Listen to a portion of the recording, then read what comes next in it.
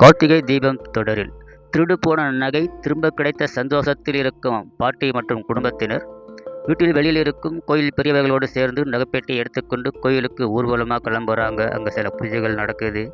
குளத்தில் தண்ணி எடுத்துகிட்டு வர சொல்கிறாங்க. பேத்திங்கெல்லாம் போய் தண்ணி எடுத்துகிட்டு வராங்க. மற்றொரு புறம் தீபாவின் அண்ணி அங்கே வராங்க. அங்கே கார்த்திகை பார்க்குறாங்க. அது அவங்க வீட்டு ஆள்னு அவங்க கண்டுபிடிக்கிறாங்க. அவங்க ரேவதியோட ஹஸ்பண்டுன்னு அவங்களுக்கு தெரியுது. எதுக்காக இவர் ரேவதி ஹஸ்பண்டாக இருக்கிறாரு, என்ன விஷயம்னு ஒரு குழப்பத்தில் இருக்கிறாங்க. ஏதோ நடந்திருக்குது, அதனால் நம்ம எதுவும் ரேவதி கேட்டால் நம்ம ஏதாவது பதில் சொல்ல வேண்டியிருக்குன்னு சொல்லிட்டு இடத்த விட்டு தீபாவளி அண்ணி போயிடுறாங்க. மற்றொரு புறம் சிவனாண்டியை ஃபோன் பண்ணுறான். கடத்தி வச்சுக்கிறவங்கள கூட்டிக்கிட்டு வரணும், எங்கே இருக்கிற சீக்கிரம் வா அப்படின்ட்டு.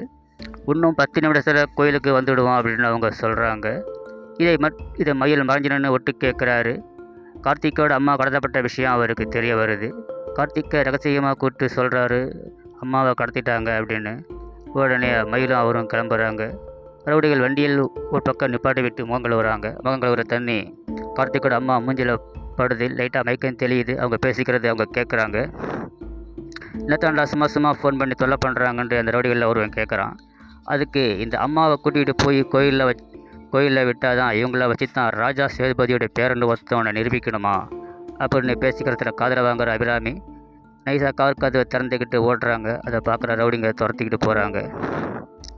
மற்றொரு வாரம் அம்மாவை தேடி கார்த்திகை மயிலும் வராங்க.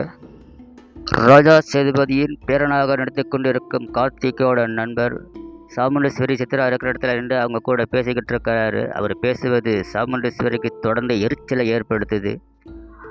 ராமநாதபுரம் டிஸ்ட்ரிக்டில் நல்ல வெயில் அப்படின்றாரு. அப்போ நீ எதுக்கு கோட்டு போட்டுக்கிறோன்னு சித்ரா கேட்குறாங்க. நாங்களாம் தொழிலதிபர், எங்களுக்குன்னு ஒரு ட்ரெஸ் கோடு இருக்குது, அதனால தான் கோட்டு போட்டுக்கிறோம் அப்படின்னு அவங்க சொல்கிறாங்க. பயங்கர வெக்கையாக இருக்குது, வெயில் அதிகமாக இருக்குதுன்னு அவர் சொல்கிறாரு. அவர் பேசுகிறத கேட்ட சாமுண்டீஸ்வரி எரிச்சல் அடைகிறாங்க. மற்றொரு பக்கம் ரவுடிகள் துரத்திக்கிட்டு போகிறாங்க. கார்த்திகோட அம்மா ஓடுறாங்க. ஓடும்போது இருக்க ஒரு லாரி வருது. அதை விட இன்றைய கதை முடியுது. அடுத்த தொடரில் அபிராமி கார்த்திக்கால் காப்பாற்றப்படுவாரா அல்லது எதிரில் வரும் லாரியின் அடிப்படுவாரா என்பது தெரிய வரும்.